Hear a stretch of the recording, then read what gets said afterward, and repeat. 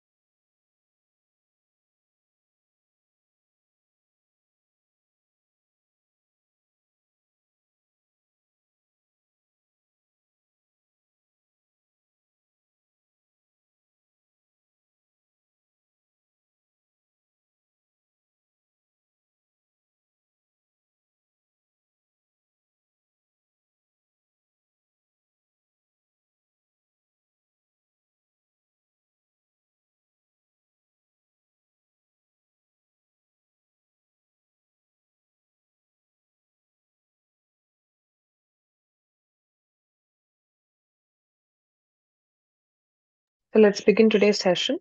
So this week, will not be discussing like theory as such. What I'll do is I'll give you some sample problems and let's try to solve it together. So this will help you to help you answer your exam questions and also help you understand and also help you revise the topics that we've already covered. So like we used to do in our previous sessions, problem solving, I'll give you a question and we'll take like few minutes and then we'll discuss the answer. So the participants, if you have got answers, you can put it in the chat box and then we'll discuss them. Okay. So if any of these questions require explanation, we'll go back to the theory and we'll discuss them also. Okay. So yeah, let's begin with the questions. So this is the first question. So first we'll do some basics of MATLAB. So like, okay, before giving this question, so let me just, there are a lot of things that we learn throughout the course. So first is we understood about how to write MATLAB codes. And then we talked about scripts versus functions. Okay, that is one thing. And then we saw a system of linear equations, then non-linear equations,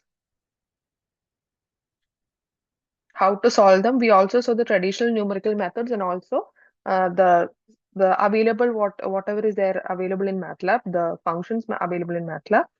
And then we saw non-linear functions.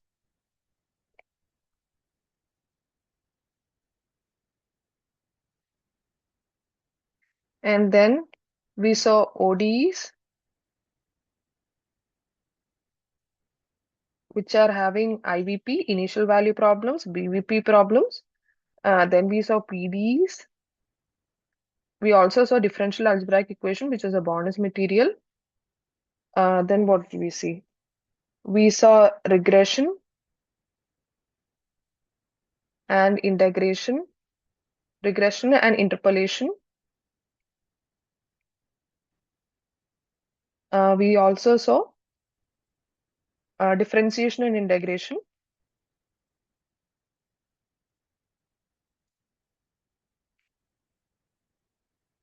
So we had a lot of lecture on this topic actually. We saw like different category of problems.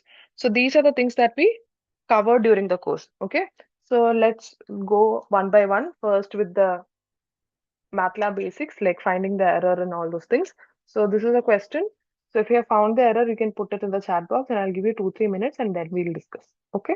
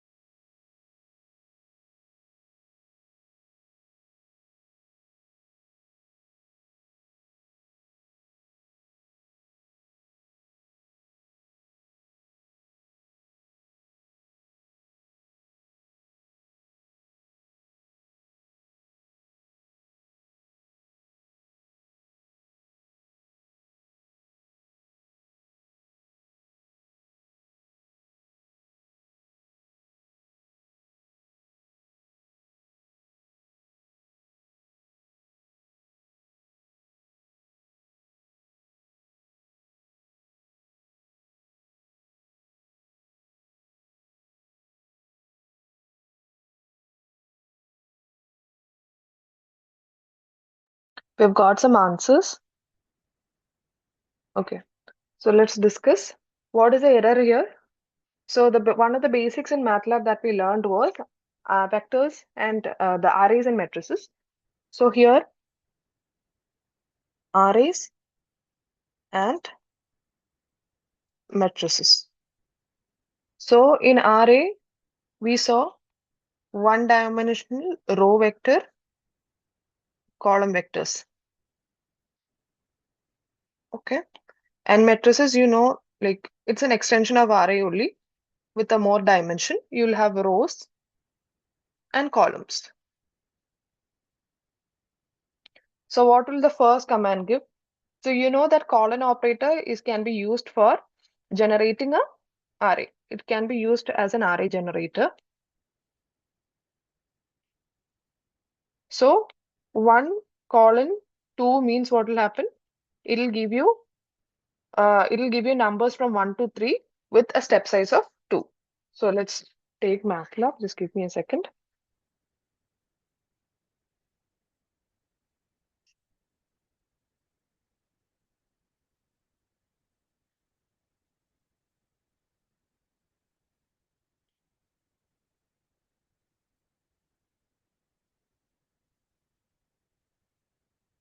And later we have to raise it by a power of 2. So just a second, let me share this Matlab. Yeah. So the first what we have is A is equal to, am I audible? Okay. A is equal to 1, sorry, 1 colon 2 comma 3. So that will be starting from 1 to 3 with a step size of 2. So 1 plus 2, 3. Then after that, already the end limit has been met. So we don't go any further. Now B is equal to A dot exponential 2. So this is actually dot wise operator means every element will be raised to the power 2. So what will it give you? It will give you 1 raised to 2. So that is 1 and 3 square, that is 9. Now the next C is equal to A star, sorry, A star B. This will give an error. Why? Because when we put the star operator on arrays and matrices, it's very important that we get the array multiplication. So the star will be basically matrix multiplication rules. Okay. So the star follows the rules that is applicable in matrix multiplication. So you know, for the matrix multiplication, the sizes has to match. That is, if one matrix is m cross n and the other matrix has to be n cross p. So these two sizes has to match, then the net matrix will have the dimension m cross p. So this is a rule of matrix multiplication. So here what happens is, the A is having a size which is 1 cross 2 and B is also having a size which is 1 cross 2. So this and this doesn't match. So that is why we get an error. So here what we intended to was to multiply the elements of A with multiple elements of B. So for that we have to do a dot operator, that is dot star B, that is equal to C. What will happen is you'll have 1 multiplied by 1, that is equal to 1, and 9 multiplied by 3, that will be 27. So this was the error in the code. Such spotting error in the codes, like you can expect a lot of questions like that in your exams also. So display C, what will happen? It will just, it's because there was a semicolon here. So the previous will not be displaying anything. So if you want to explicitly display C, you give this bracket C. Yeah, we will have 1 and 2, 1 and 27 that is displayed. I hope this is clear. Let's move on to the next question.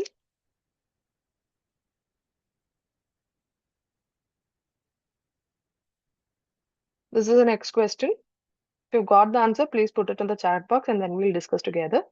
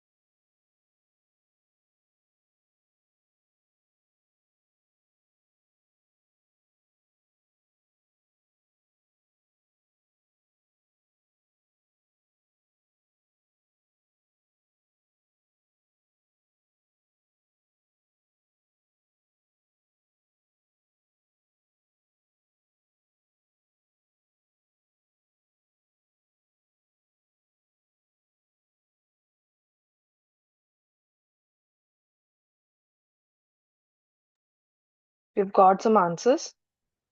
Yeah. So next is we have to display the sum of C. So what happens is the answer was the C was actually 1 and 27 as we saw earlier. So the sum of C will be nothing but you'll be getting 1 plus 27, that is 28.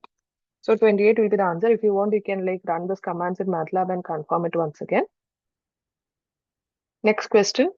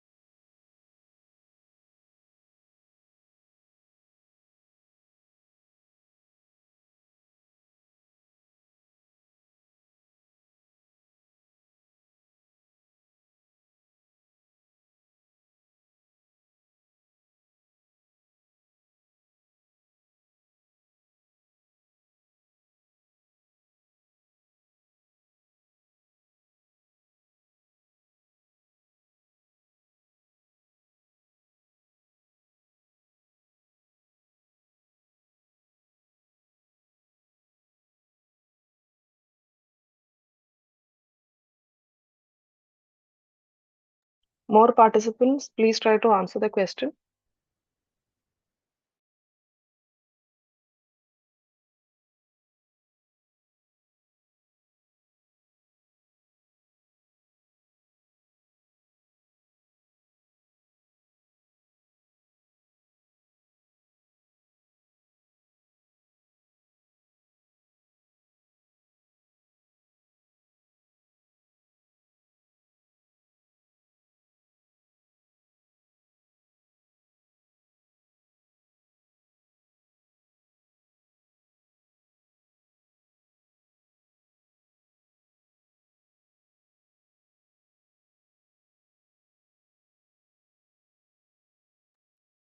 So what is the answer for this question?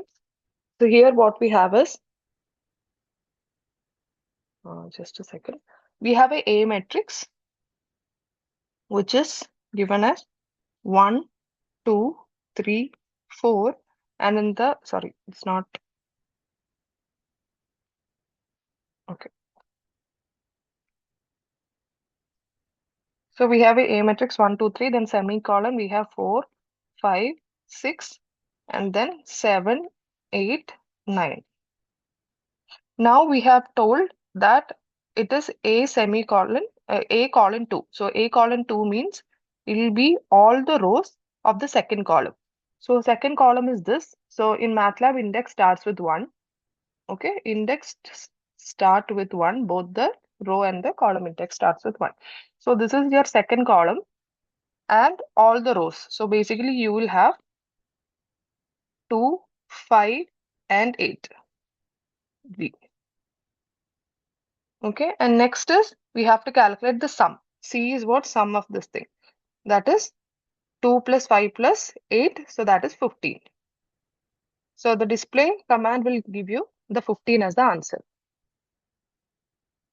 So I think, yeah, I just have one student who have got the answer. So others also, please try to put some effort and try to give the answer during the session itself, because you don't have to then go back to the recording and listen to this again.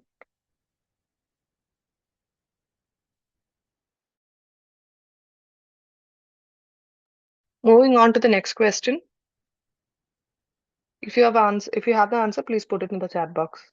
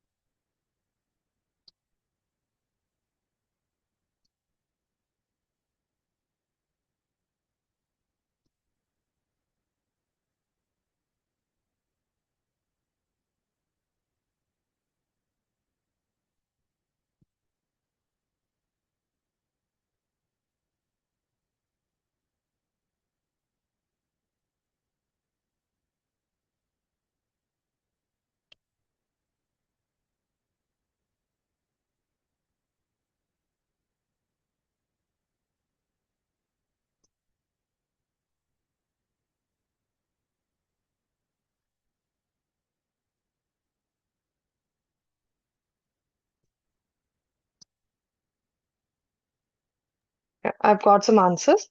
So let's discuss. Yeah. So let's type it down in MATLAB.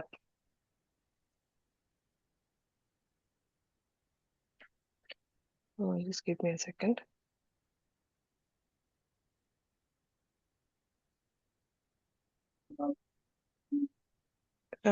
If you don't have any questions to ask, please to unmute yourself. Sorry, please to mute yourself. Yeah. So your A matrix is given as 2, comma 1, then semicolon 1, comma 3. So this is a 2 by 2 matrix. Then you have B given as 4, semicolon 5, so which is a column matrix. And now we have X given as A slash B. Yeah, this will be wrong because this is trying to do like the whatever you do for finding the the x in the system of linear equations. So just a second. Yeah. If you have a system like this, yeah. If you have a system like this, ax is equal to b, where a is equal to 2, 1, 1, 3, and you have to find your x. So let it be x1, x2, and the b is 4, comma 5. If you need to find this vector x1, x2, it will be nothing but inverse of a multiplied by b. So another way to do this is a backslash b. So let's try to do this. A x is equal to a backslash b. Yeah, you will be getting your x solutions. Okay, that is 1.4 and 1.2. So this is a problem here. It has to be a backslash b. This is similar to inverse of a multiplied by b. Actually, in Matlab, when you talk about computational cost, we say that this a backslash b is much more efficient than using this one. Okay, than using this inbuilt command I and b. That is much more efficient if you use this a backslash b. Now let's move on to the next question.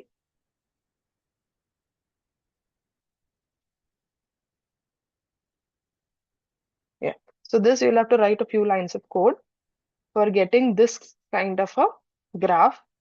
So all the details are given here in the question. So once you've got the answer, please do let me know.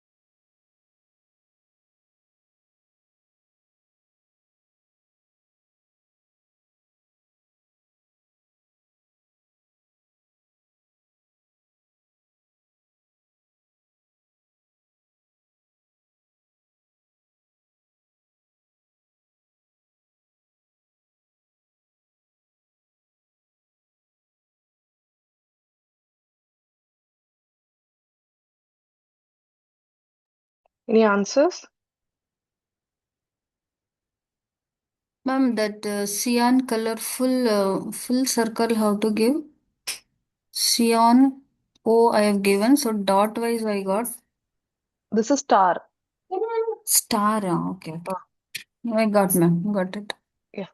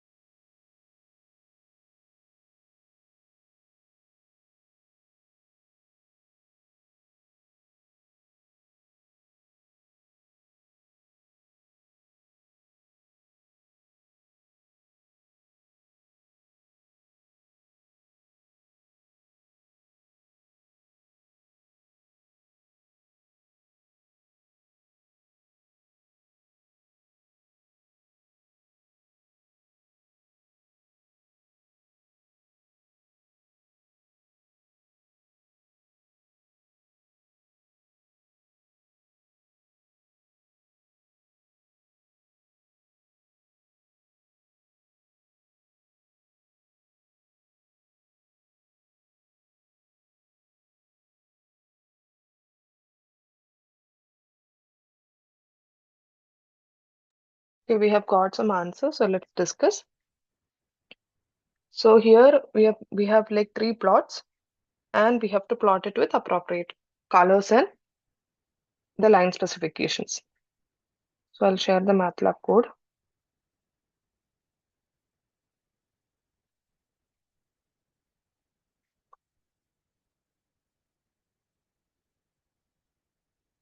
I hope you can see MATLAB. So this is how you have it. So here you have your X values. So let me just clear CLC. Yeah. So here you have your X values. So this will be 0 to 2 pi with a small step size of pi by 10. So how many points do we have? Let me just check it.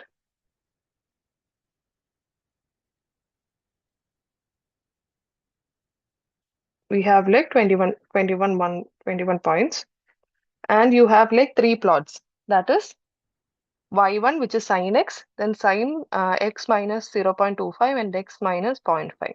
So what we need is you need a green line. So this is a simple for a solid green line. Okay, so this G for green.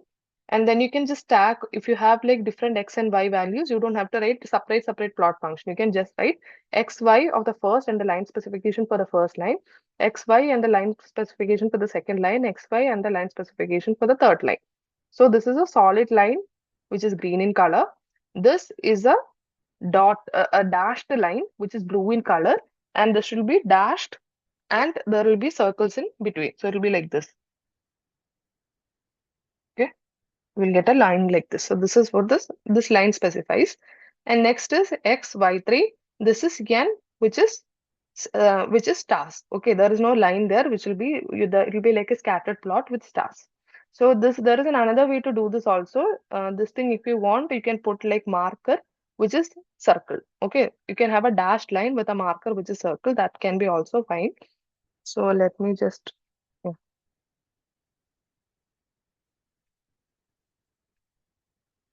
I think most of you have got, okay. Don't get confused by the solid line and the dashed line. I'll just run this code. Yeah, this is how it looks like. Okay, the single dash means it is solid line.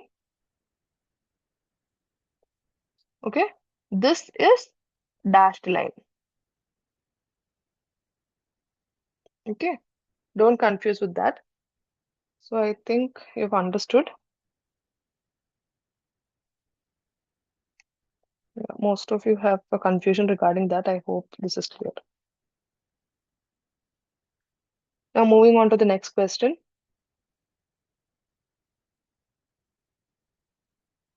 Yeah. Once you've got the answer, please put it in the chat box and then we'll discuss.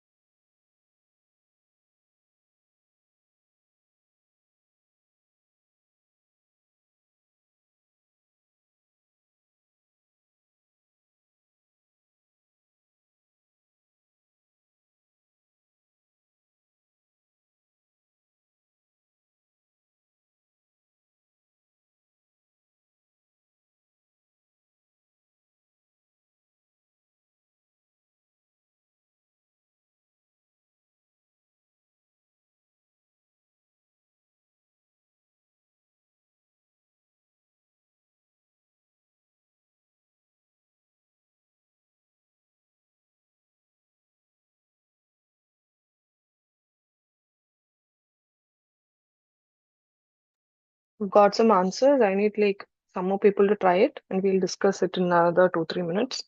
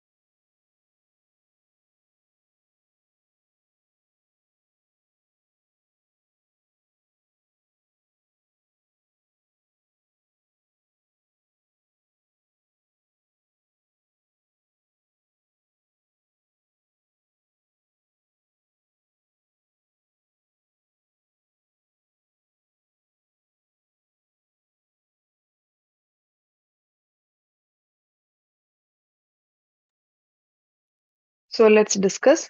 So this is how the answers looks like. So for solving a system of linear equation, yeah, start some more answers. Good. Yeah, all of you who gave answers, I appreciate it.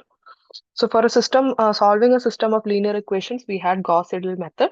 So there were other methods like Gauss elimination and we saw LU decomposition and all those things. So this is Gauss-Seidel method is like an iterative procedure that we have. So Gauss-Seidel is there for solving a system of nonlinear equation. We have like F0. We also have F0 and F solve if you remember. Integration, we had Simpson's rule. Apart from that, we had like trapezoidal rule. We also said how the Simpson's rule and trapezoidal rule can be applied multiple times. Other than like applying locally, we can divide the whole segment into small segments and apply Simpson's rule or trapezoidal rule for each of the segment and then add it up. Okay, so multiple times you can use Simpson's rule or trapezoidal rule. Regression is neuter divided difference. Okay, this thing we found that without coding, if you're given a question, how to solve it, which we have already discussed in one of our sessions. Now, interpolation, this is nothing but the full form of p-chip. We saw p-chip is there and spline is there. Okay, so these were the two things that we saw. And p-chip, as I said, like if you remember the difference, in spline, what happens is if you have a data point like this, okay, this is your y values and this is your x values. This point is here and we have a point here. Another point which is like exactly at the same, okay, same y. Now what happens if you're fitting a spline, what will happen is you will have like a curve like this. Very smooth curve because spline, the basic how it works is it has to ensure that at all your data points it should have like smooth curves. Okay, that is a condition for spline. But on the same case, if you're trying to using p-chip, what will happen? So if you're trying to do with p-chip, you will be getting sharp curves like this. Not sharp curves basically. And here what will happen is, sorry, this shouldn't be like this. Yeah. So if you have a curve like this, one and the 2 points here, okay, you will have like this and then a straight line. Why? Because in p-chip, whatever the y values are there, like if I'm connecting these two y values, y1 and y2, at any point of this curve, this value should be between this y1 and y2. Okay, it should be between this. In spline, you can have curves like this also. So here in this point, the y values will not fall between y1 and y2. But in p-chip, this condition is mandatory. So that is why in this point, what happens is the y value is same for both these points. So what you'll have is in p-chip, if you are using, you'll be getting a horizontal line. But in spline, you can have like smooth curves like this. Okay, because it ensures that the slope at the points where the data joins has to be matching. It has to have smooth slopes. So I hope you have understood this. Now let's move on to the next question. Yeah, so this question has several subparts. So say take some time and let me know the answers in the chat box and then we'll discuss.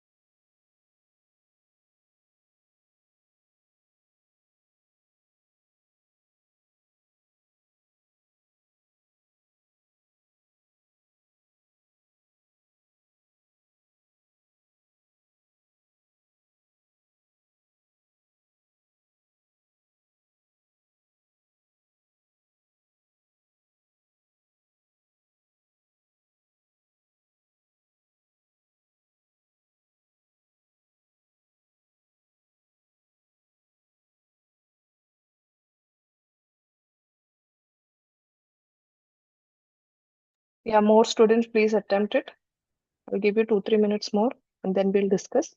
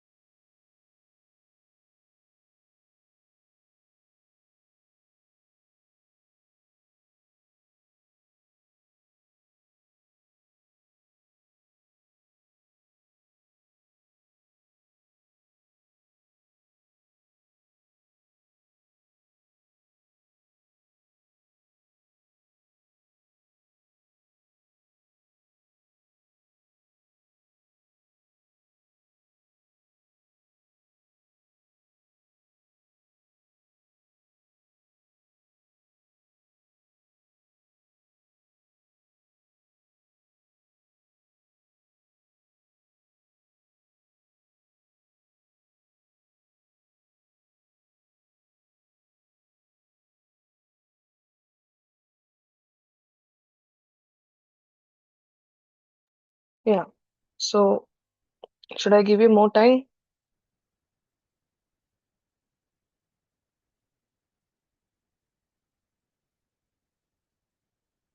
Let's try to solve this.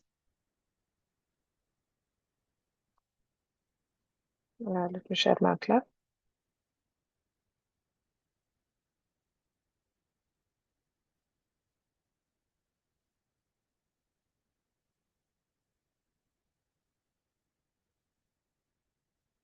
So what we have is we have a matrix that is 1, 0, 1, 1, 0, 1 semicolon. Then we have 3, sorry, 3, 1, 4, 7, minus 2, again semicolon, minus 2, 1, 4, 3, 0, semicolon, 0, 7, minus 1, 0, minus 3. So let me just confirm I've coded it right. 10101 314 7 minus 2 minus 2 1 4 3 0 0 7 minus 1 0 minus 3. Yes. So the first part of the question is we have to report the sum of A and you're given certain indexes. So the first part of the question is we need to find sum of A 1 to 2 in row number, sorry, and again to end, and column number is 5. So the fifth column number is this is 1, 2, 3, 4, 5. This is your fifth column number. And in the row we have 1.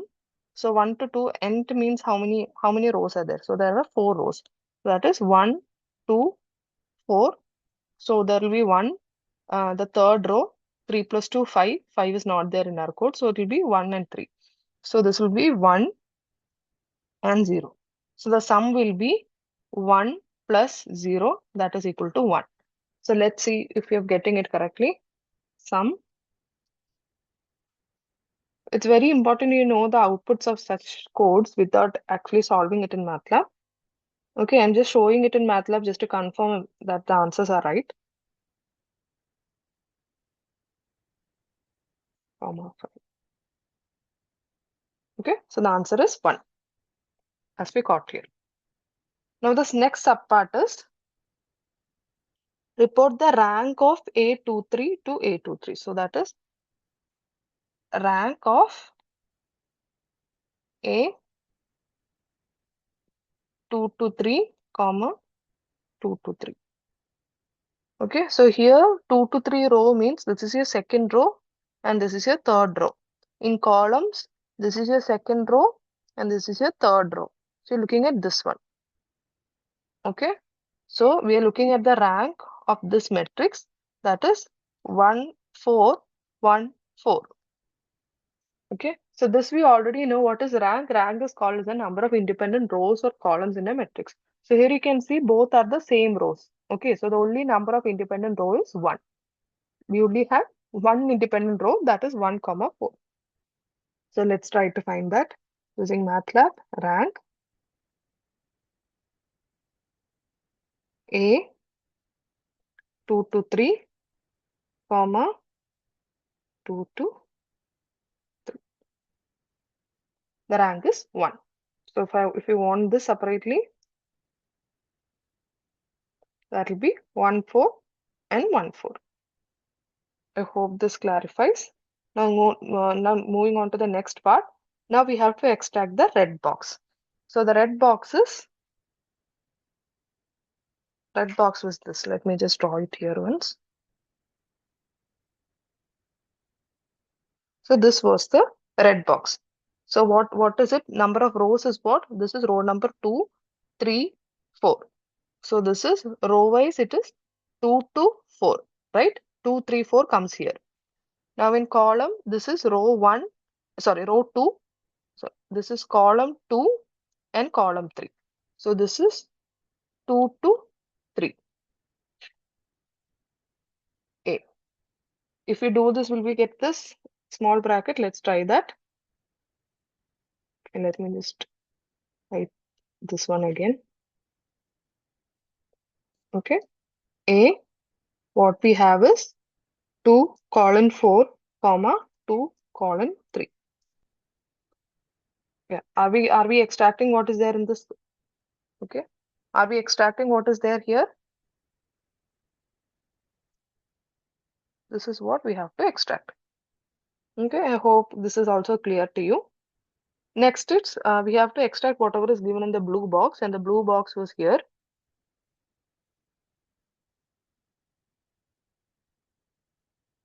Okay, this is the box.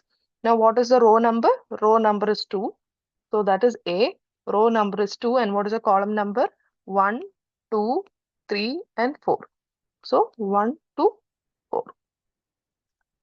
Let's try to do that again. A, sorry, capital A. 2, 1, 2, 4. Yeah, we got this part. 3, 1, 4. Okay, here we have got it. Now moving on to the next part, we have to print the output of diag A. What is diag? Diag is used for finding the diagonal element. So diag has multiple functions. Okay. If I type diag A and if A is the matrix, it finds me the diagonal entries. Okay. On the other hand, if I have a diag and then I type B, where B is a vector, I will get a square matrix. Okay. With this B in the main diagonal. And we also know there is something called as diag. If I'm working with vector, if I do b comma 1, this means this b will be on a upper, it will be on the upper diagonal. If I type b minus 1, this will be in the lower diagonal. And likewise, I can go up to b 1 or 2 or 3 or something like that. Okay, this if it's a positive number, it will be the upper diagonal. And if it's a negative number, the b vector will be placed in the lower diagonal. Okay, so this is how different ways in which you can use the diag function. So first we have to type what is the diag of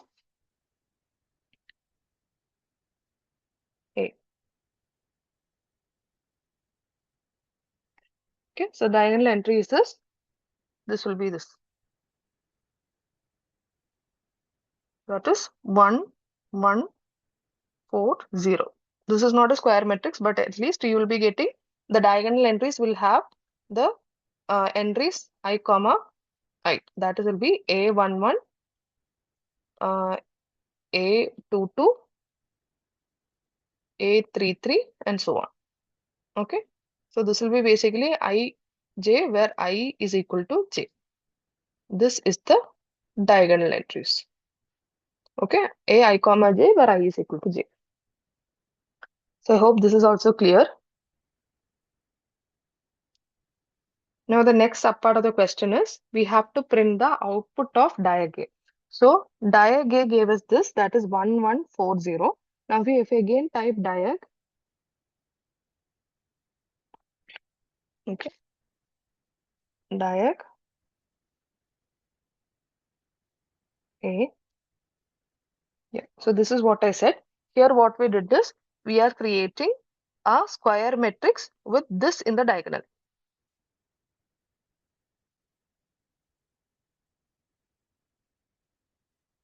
With this in the diagonal. So that is why you get a matrix like this. Okay, you can see 1140 here.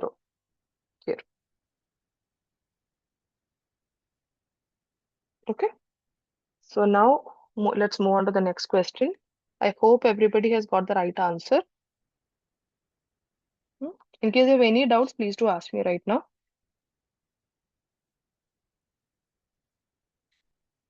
Okay, now let's move on to the next question. Write a code for printing this, for calculating this Maclaurin series. The e raised to a, we have given the series here. You can use a for loop, or the easiest way is you can use a vector. Okay, anything is fine. And here a value is 0.5. Okay, I'll give you some time and then we'll discuss the answer.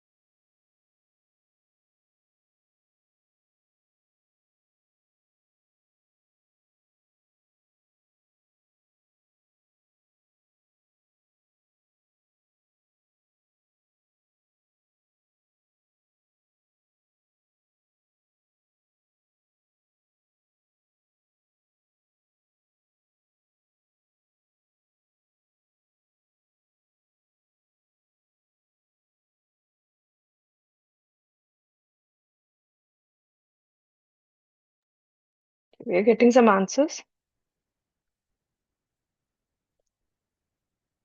So let's discuss.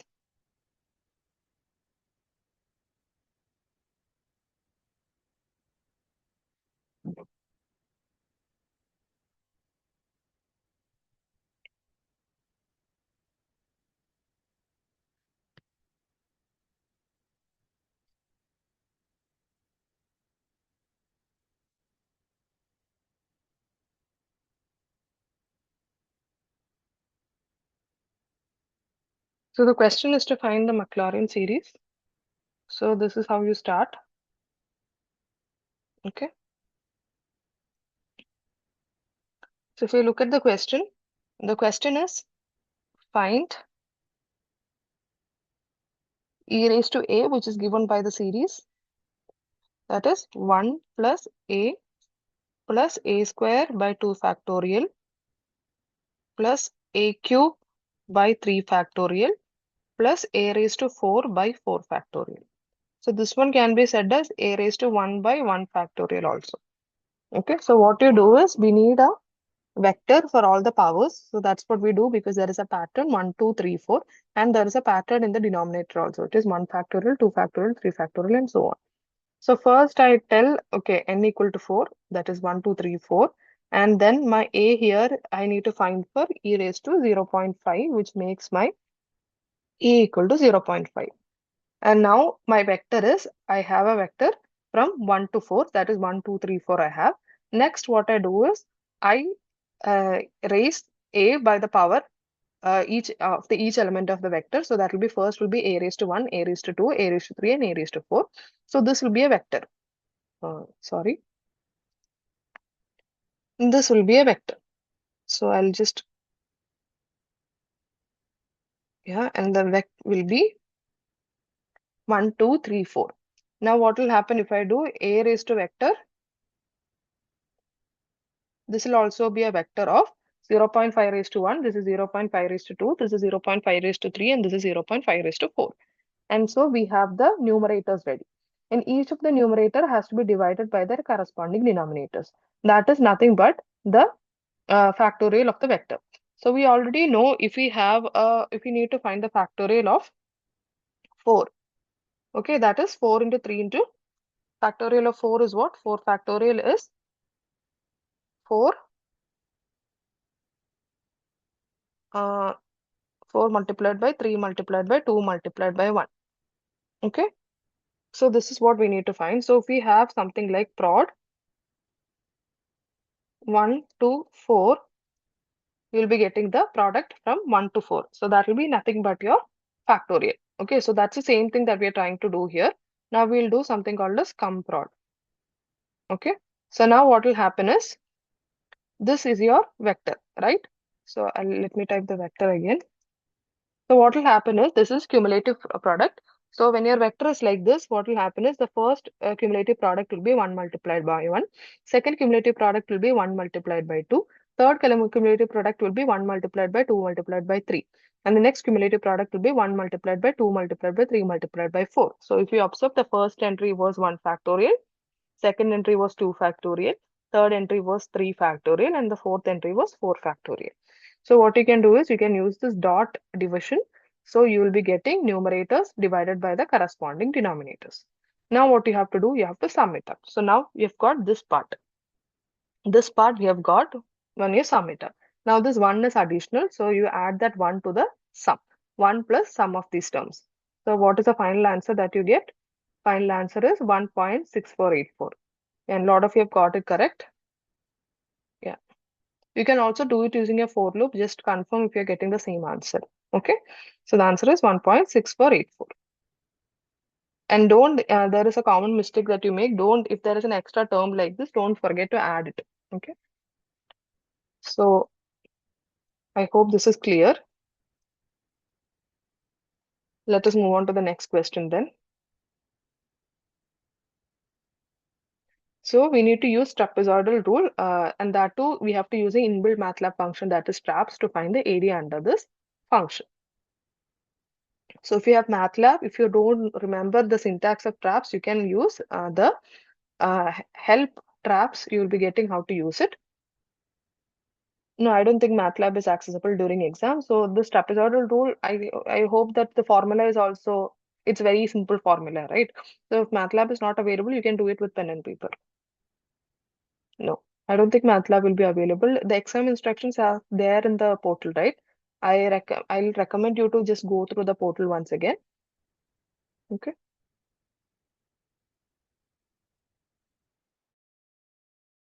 But writing 2 or 3 lines of the code, all those things you can expect. Match the following, write 2 or 3 lines of the code, or finding the mistakes in the code and all those things that you can expect. Finding the output of the code, all those questions can be expected.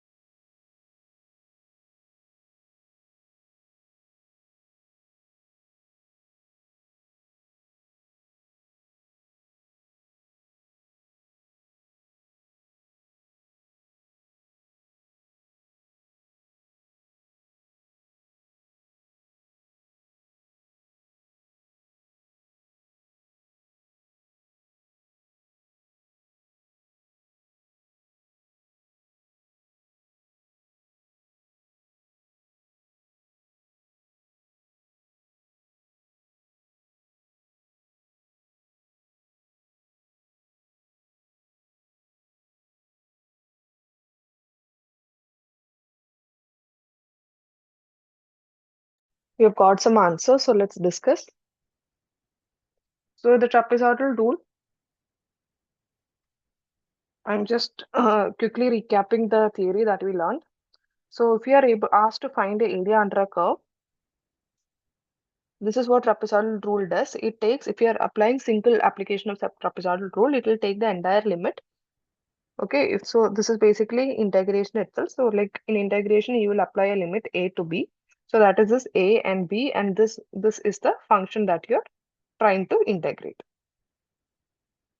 Okay, so here we'll find a, what is the function value at a, what is the function value of b, and then what will happen is we'll have to take, there's a trapezoidal rule formula that I'll show you.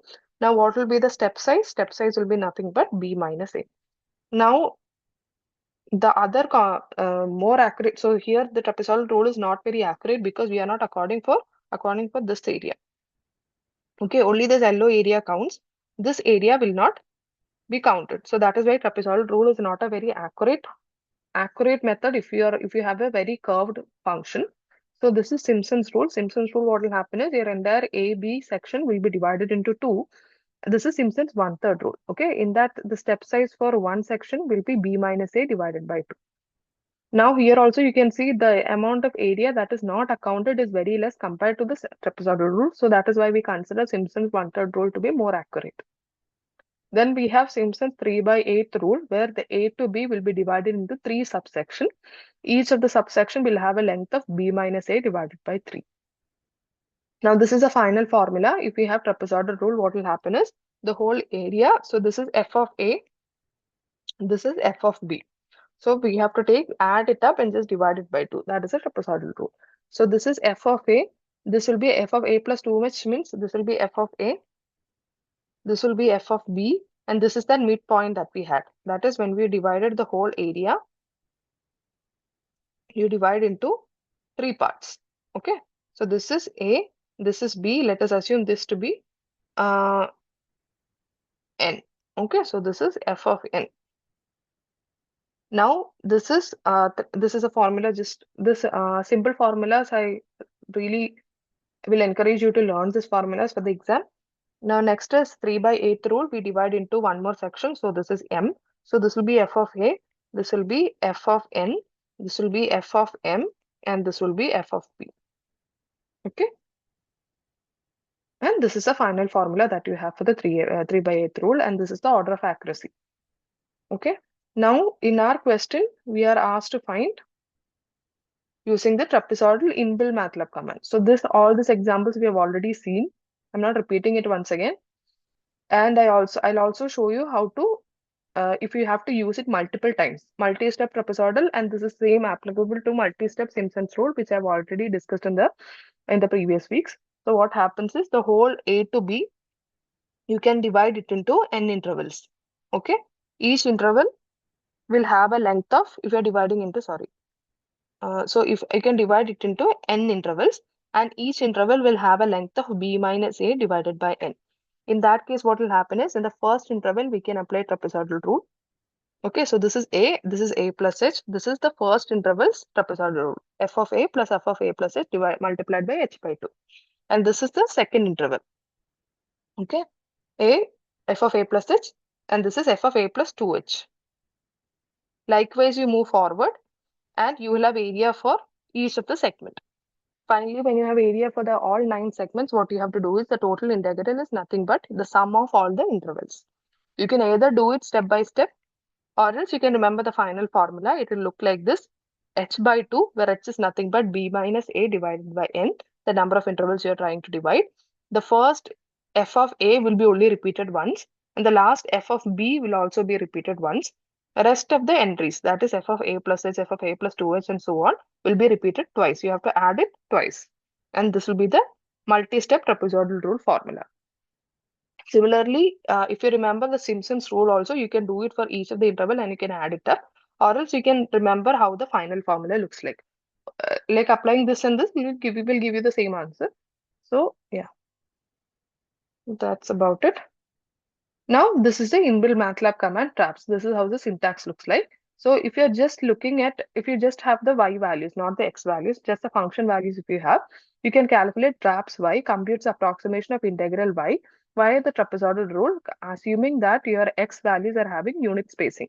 That is, it will assume the step size is 1. Okay. Now, otherwise, if you have your x values and the corresponding y values, you can give it like this. It's the syntax traps x comma y. Compute the integral of y with respect to x using the trapezoidal method. X can be a scalar or a vector with the same length as of the y. Okay, x and y should have the same length. So let's try to do this in Matlab.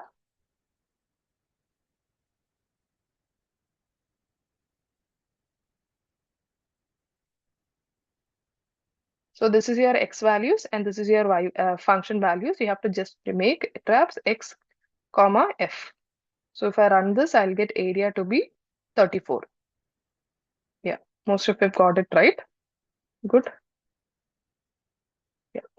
And regarding the question if MATLAB is accessible during exam, in your portal, if you go, there will be a section called as final exam pattern, where it is clearly mentioned that you will not have access to MATLAB. Okay. And also there is a PDF that is uploaded, which will give, this is like a sample, this is like a sample question paper. Okay, which will give you an idea of what kind of questions you can expect during your exam. So clear instructions are given there. Please to go to your website and check that section. Now let's move on to the next question. Okay, this is a true or false question. So once you've got the answer, please put it in the chat box and later we shall discuss.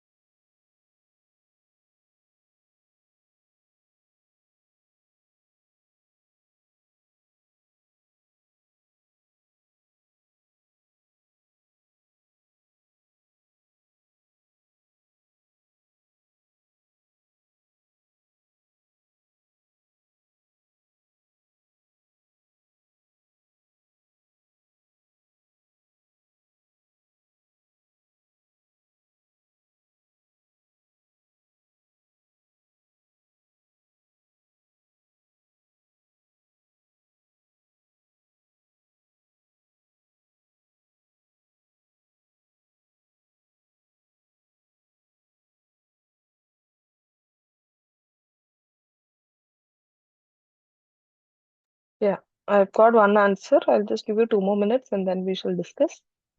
I encourage more people to answer.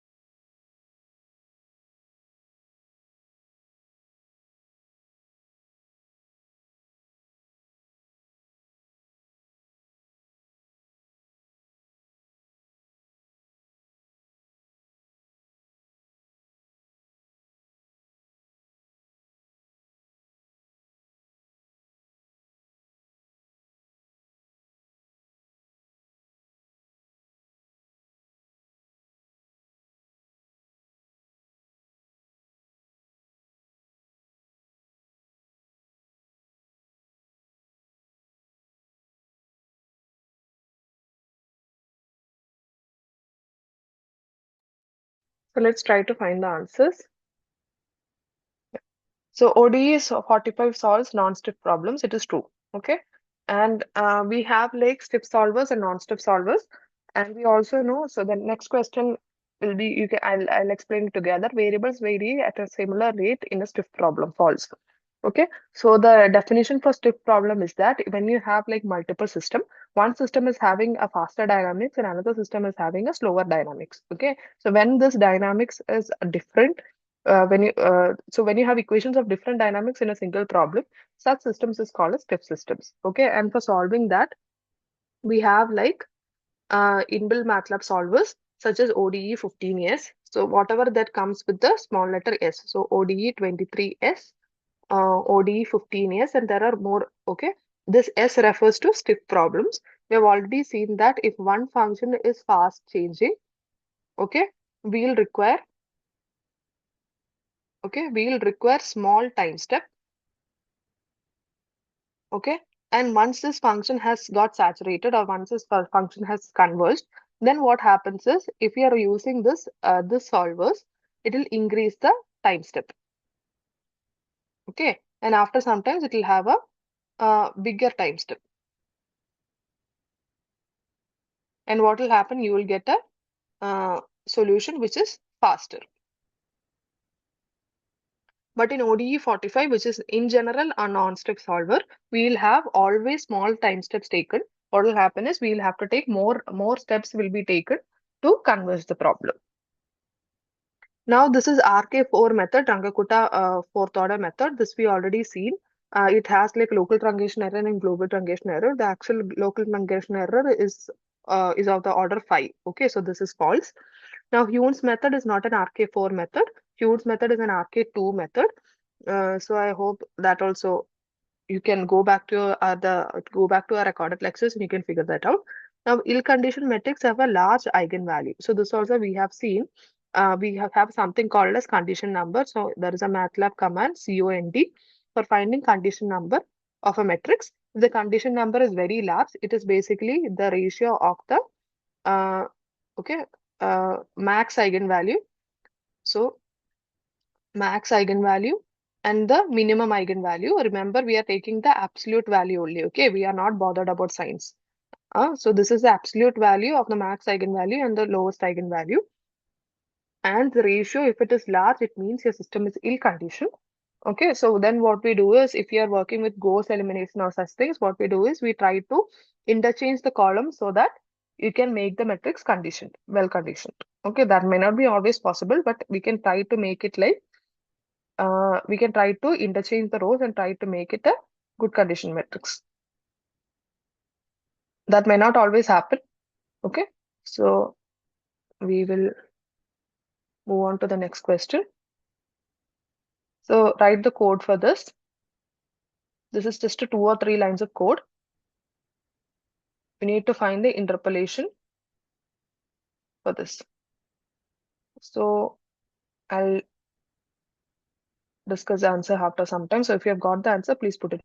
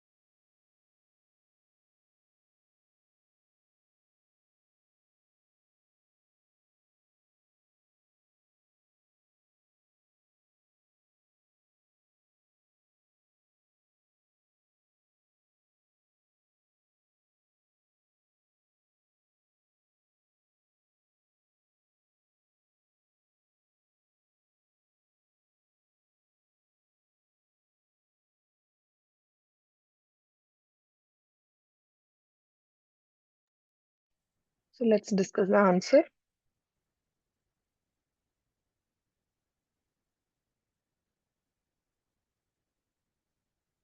I'll give you 2 more minutes because I've not got any answer so far, and then we shall discuss.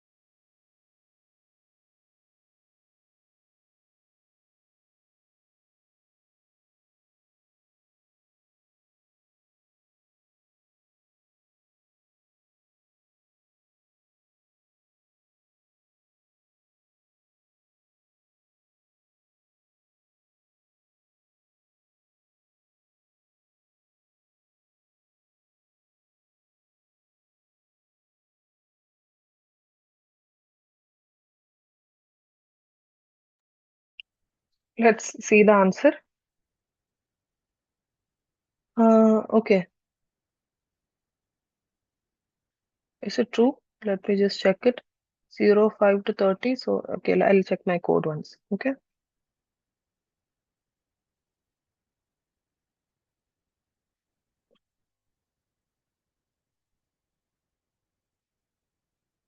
So here we have, okay, sorry for that. The question has to be 35, 0, 5 to 35.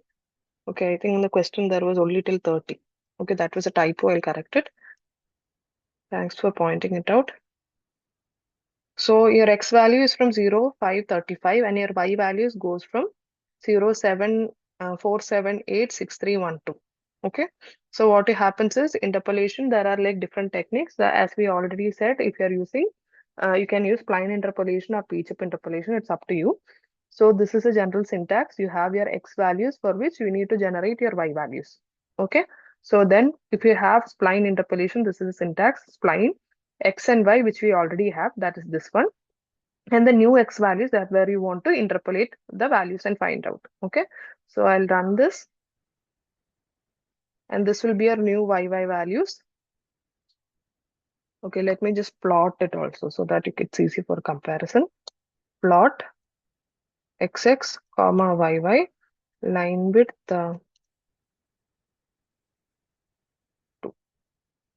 Okay. So this is the curve you get. I think I should also add markers.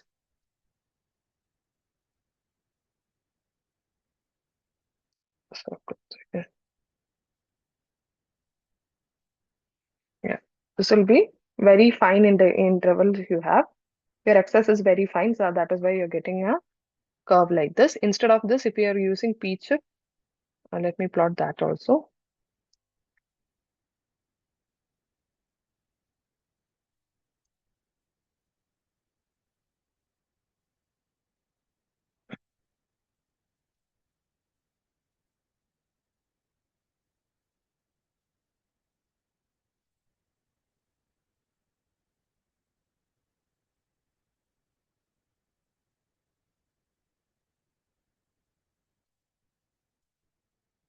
I'll make stars.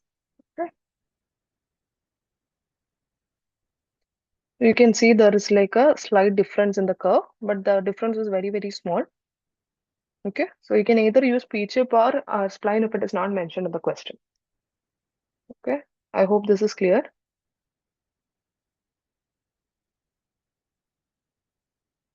Yeah, let's move on to the next question then. I'll correct the typo and upload the PPT. Okay,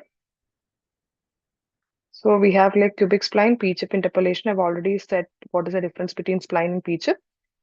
So let's move on to the next part. Given the x data and corresponding y data, write a line for executing LSQ curve fit. Okay, you need to remember what's the syntax of LSQ curve fit. The function name has to be fvals and the initial guess is 50. Another question is there, what should the function fvals return? So I'll give you 2-3 minutes and then we shall discuss the answer.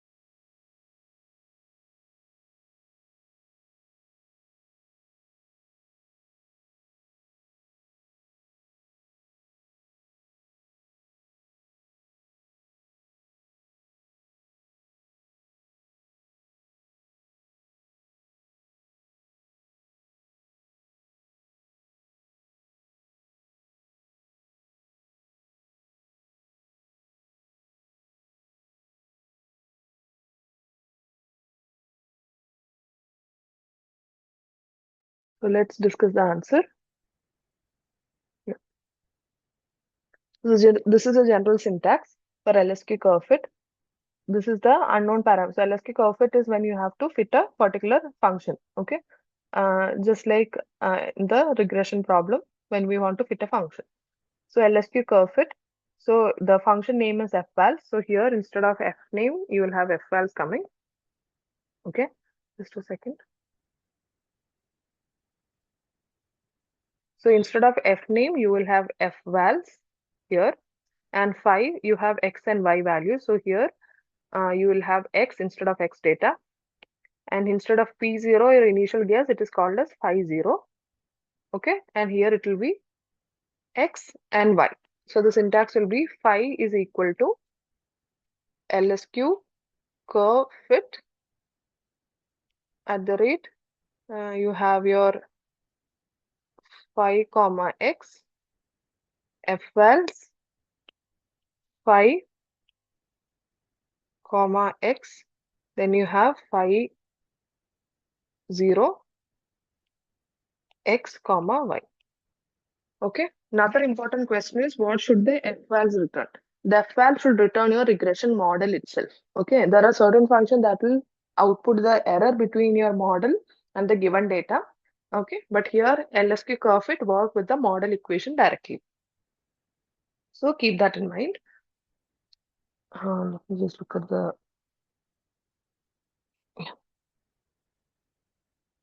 I hope you've got the answer. So let us move on to the next question.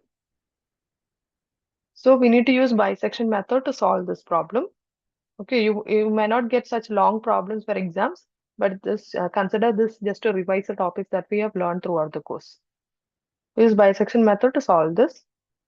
We shall discuss the answer in another 2-3 minutes.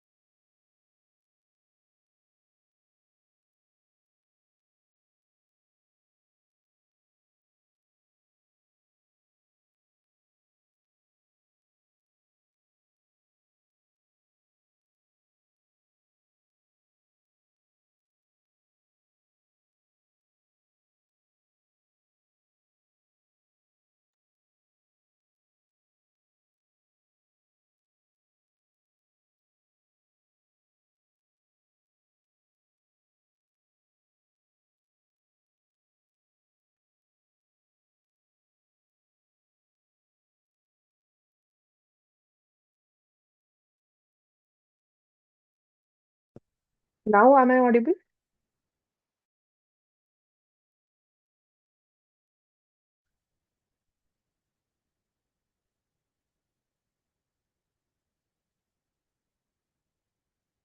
Okay.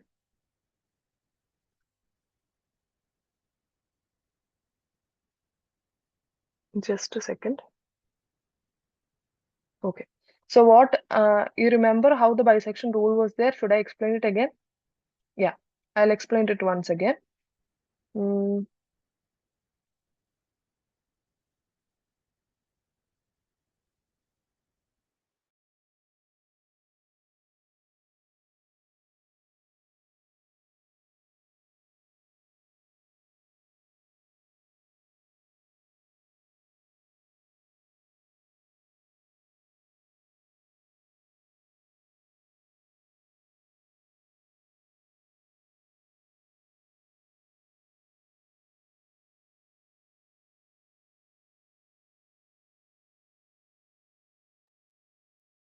Am I audible now? There is some problem. I think I'm audible right now.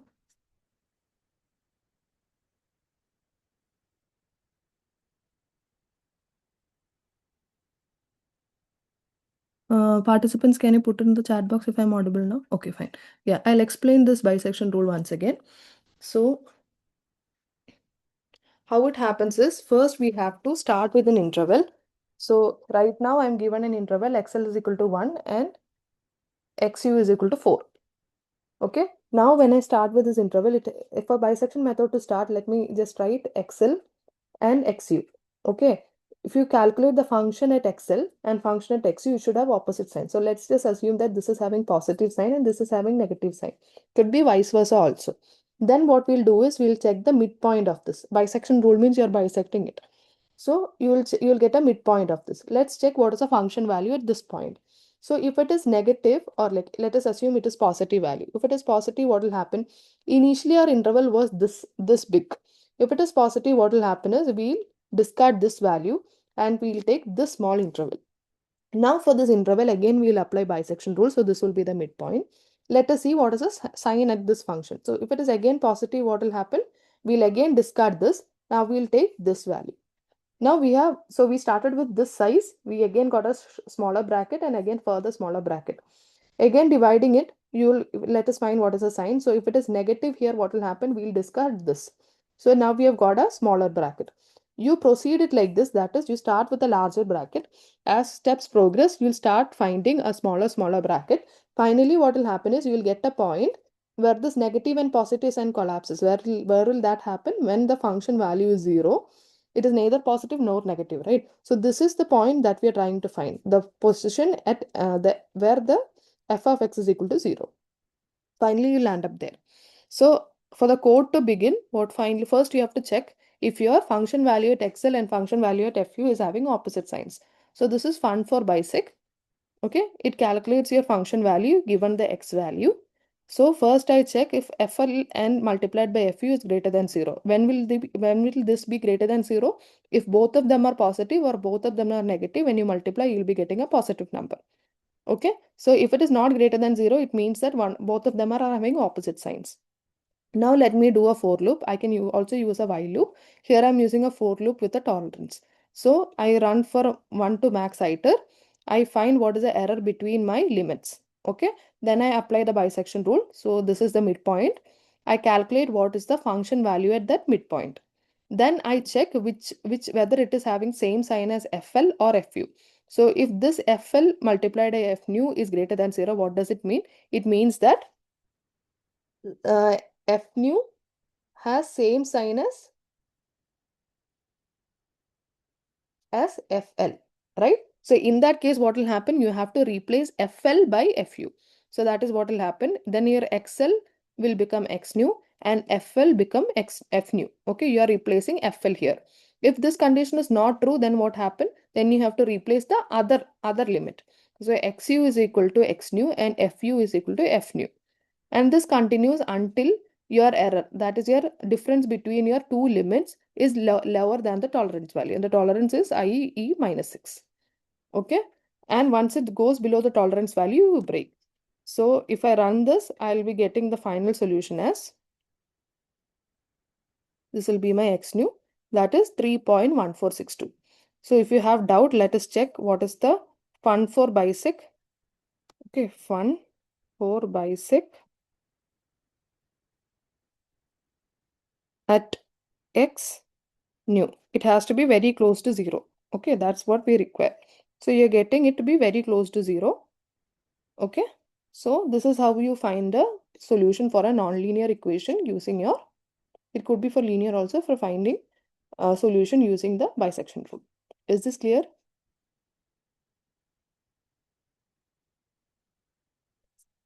Okay.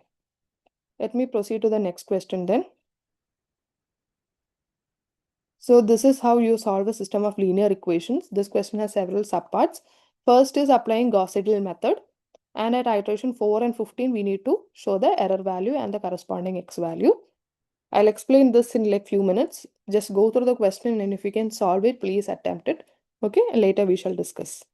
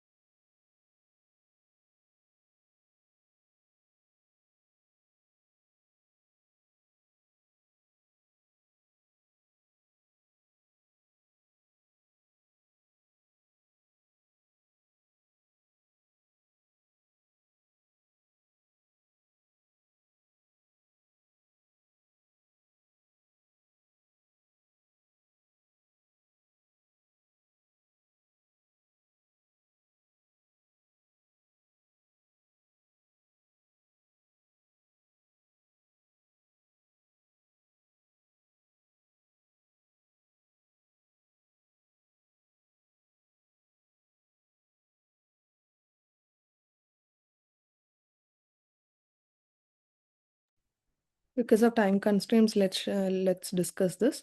So Gauss-Seidel method, it's a bit tricky.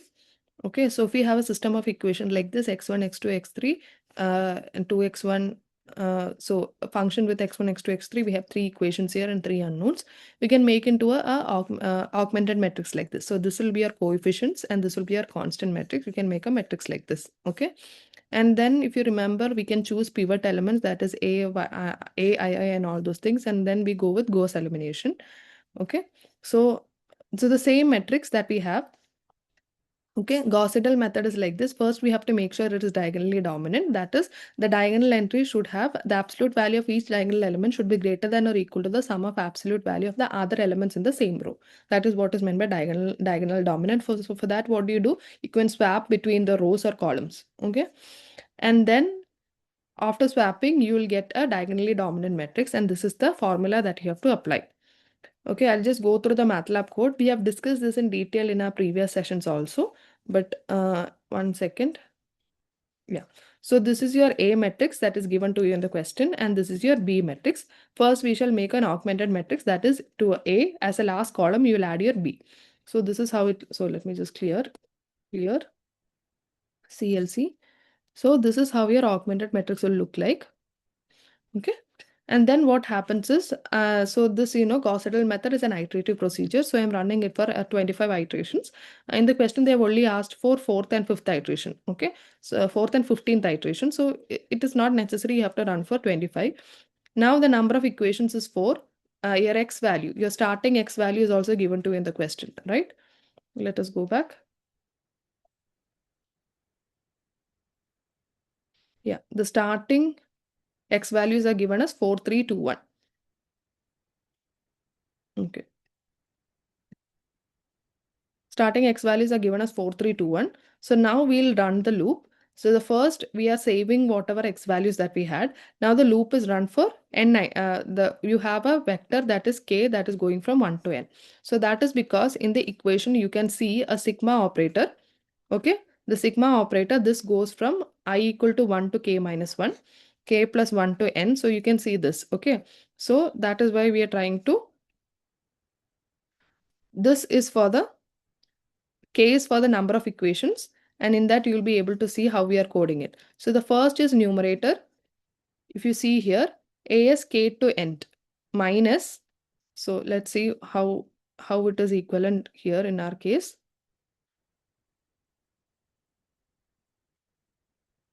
Just a second. Yeah. So A K to n means, so each k is for first equations. Okay, just give me a second. Let me see if I can. Yeah. Okay, this k here is corresponding to the number of the first x1, x2, x3. If k equal to 1, we are solving for x1. If k equal to 2, we are solving for x2, and so on. So k refers to the equation number or the number of unknowns. In our case, both are the same. Now here bk is the coefficient. So that will be the last entry of your augmented matrix, right? Just 1 second. So that's why we do this. I'm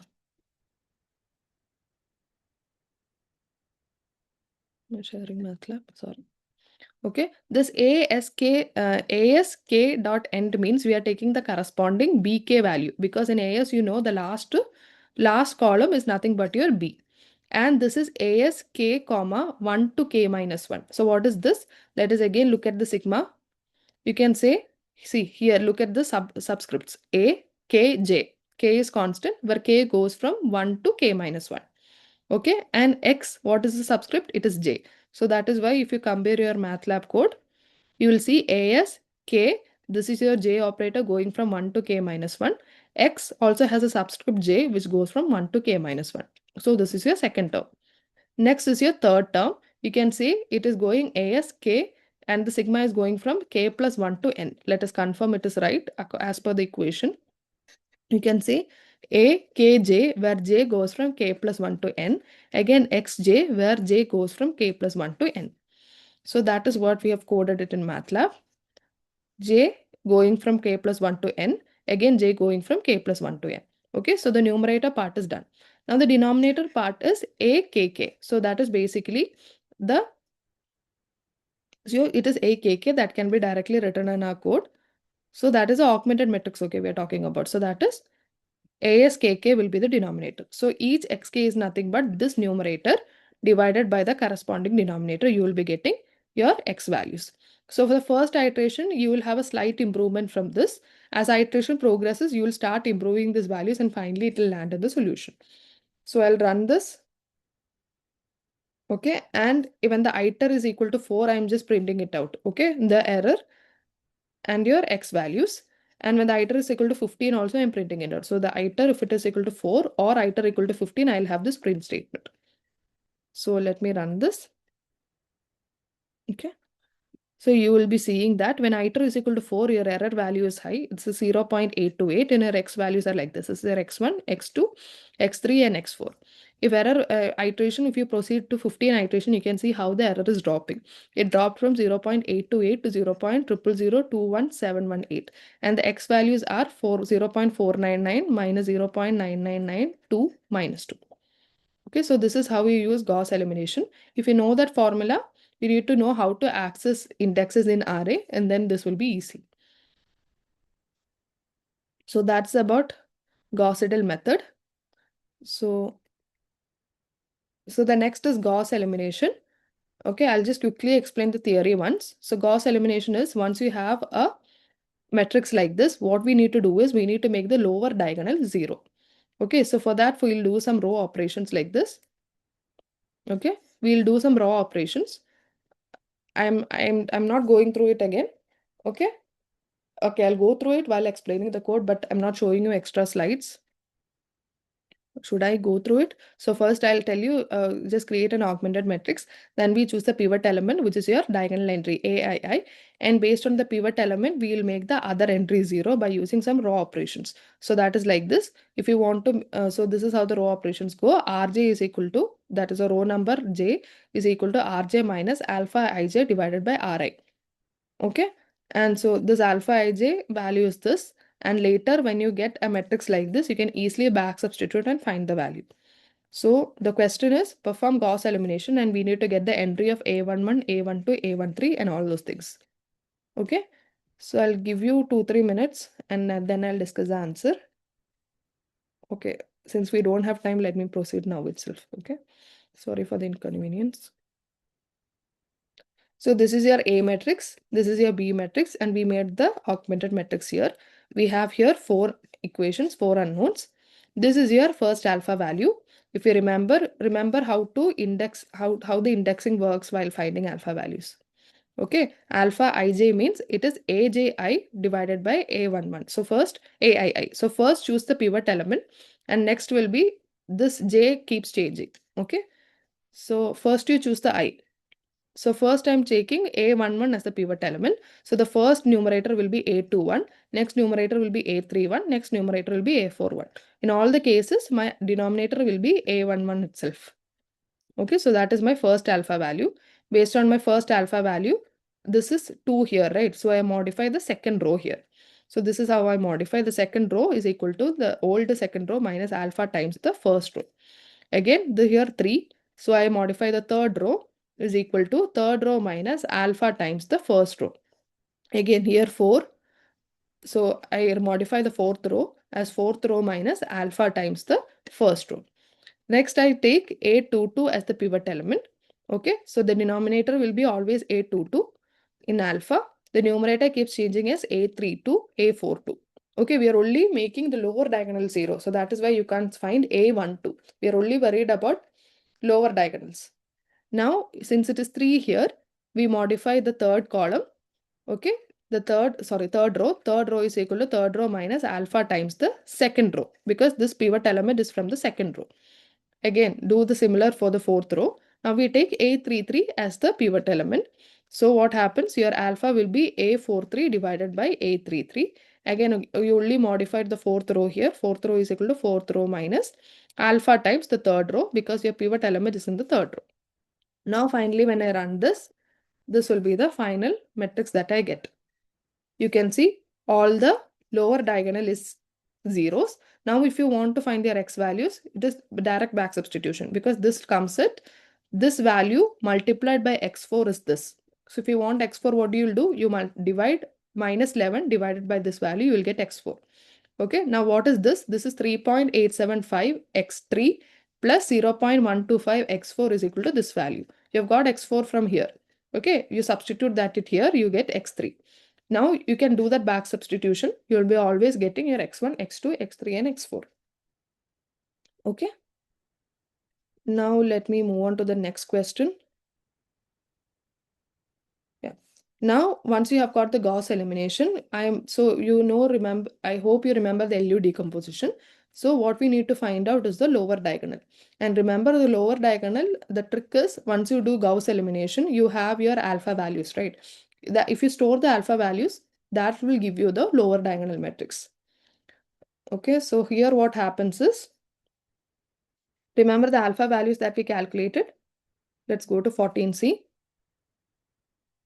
Okay, we'll do the same thing here. It's actually the same thing. We have the augmented matrix.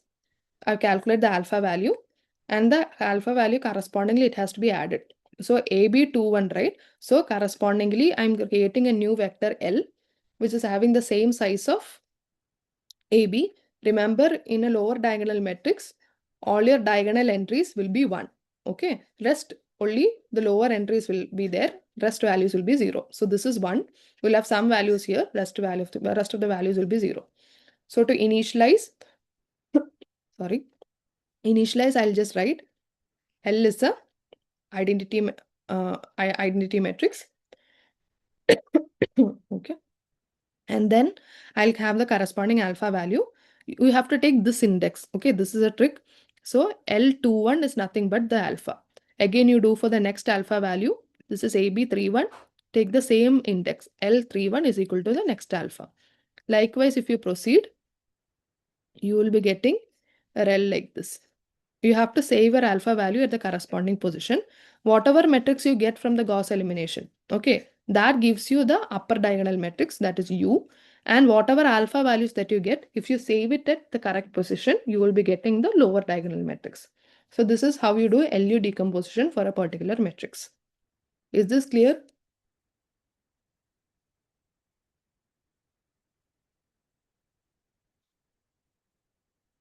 Okay. So this will be the last class. So apart from this, there are ODE problems also. I've not discussed it here because we have done sufficient problems with ODE. So please go back through to our other problem solving sessions and try to solve the questions. And also there is a sample question paper given to you in the portal. You can see an exam pattern section in your portal. So please go through that. And I hope all the best for your exams. And Thank you, ma'am. yeah. And thank you so much for attending and also responding in the class. Okay, I'll upload the recording of this session today itself and you can go through it if you need. In the PPT, there is a typo in the PPT. I'll correct that and I'll upload that. Okay. Yeah. Yeah. Thank you so much. Thank you. Thank you. All the best for your exams. I'll be closing the session now. Thank you all.